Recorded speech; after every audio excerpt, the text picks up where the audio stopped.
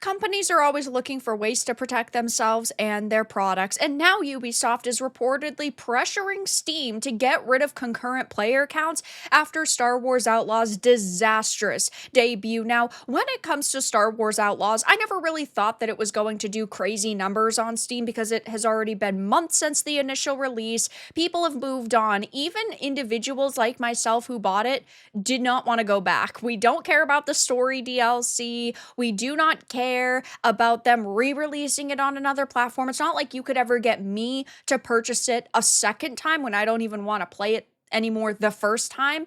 And I can't say that there has been a lot of hype surrounding the Steam launch. I mean, leading up to it, I completely forgot that it was happening because nobody was talking about it. But now Ubisoft is reportedly pressuring Steam to get rid of its concurrent player count feature following the disastrous launch on the platform. And I do not think that this is something that a lot of companies would disagree with. I don't think that there is a lot of companies out there who would say, oh no, this is a bad idea for XYZ reason. This protects them. So, of course, if this comes to fruition, I bet that Steam would have a plethora of companies speaking out saying this is actually going to be better for the industry. I'm honestly shocked that it hasn't happened already.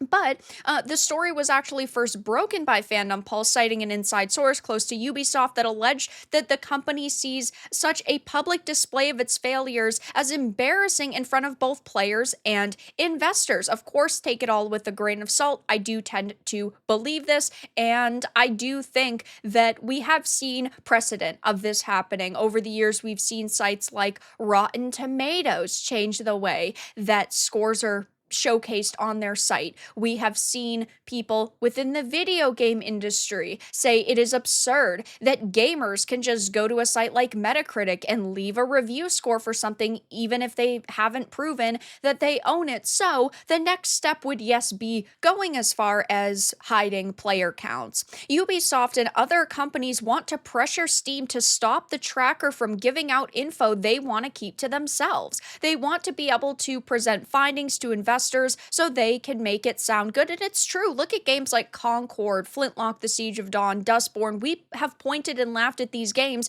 because of their abysmal player counts. And if those numbers are no longer public, if you can no longer find those numbers, it just makes it so that these companies can paint a positive picture surrounding their games even more because they don't always have to release those numbers. They could if they want to, if their game did absolutely crazy, they'd be able to say, oh my gosh, wow, we hit a all-time concurrent or all-time peak of, 800,000. But if it doesn't do good, they just don't have to say anything about it. In other words, Steam's transparency makes it difficult for Ubisoft to lie. I personally think that there are a lot of problems with Steam, but I do think that having the, Steam trackers are very positive, and it is good that it makes it difficult for companies to lie, but of course these companies don't like that. Take Star Wars Outlaws as a prime example of this phenomenon at work. The troubled title has reportedly failed to move 2 million copies worldwide across all platforms, and it debuted last week on Steam, and many wondered if the deeply unpopular game would find an audience on PC, but it didn't. I mean, we've all pointed and laughed at the abysmal player counts on Steam, and again, that makes it difficult for a company like Ubisoft to lie. Ubisoft, of course, typically tries to work some revisionist history magic when it suffers from a massive failure. For example, in response to the soft sales for Outlaws, it attempted to tout critical response and review scores that favored the title. They went as far as to describe this disastrous rollout as the birth of one of the most immersive expressions of the Star Wars universe ever created, to an investor that can sound impressive and inspire the false confidence Ubisoft needs right now. But if you take a quick peek at the player counts, they're terrible. I mean, its all-time peak was 2,492 players, and it's averaging around 1,500. That is not good.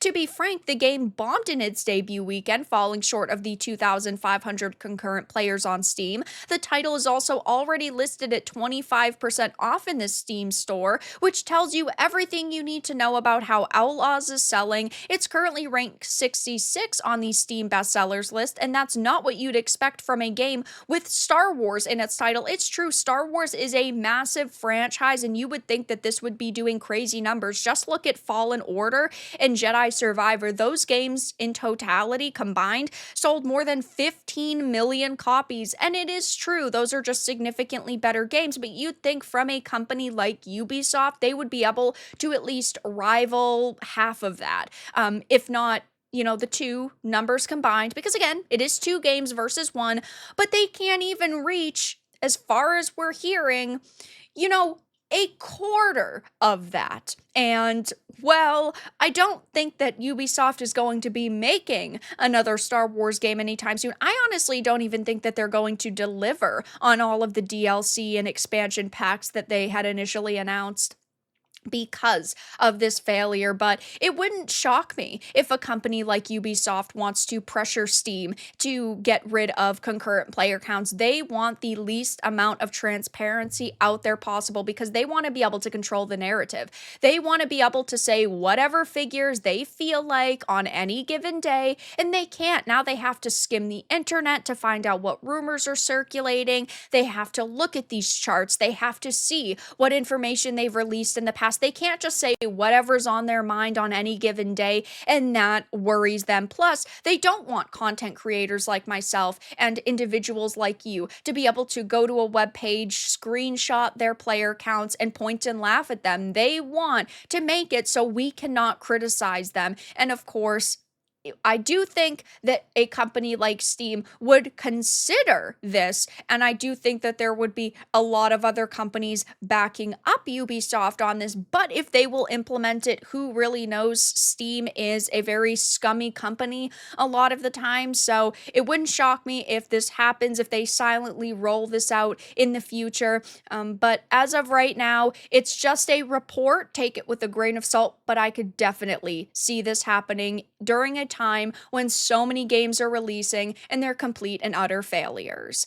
But that's all that I really had to discuss in this video. Let everyone know your thoughts in the comments below. If you enjoyed this, give it a like, and if you didn't, give it a dislike. I appreciate your support either way, but I'll talk to you all again in the next video really soon.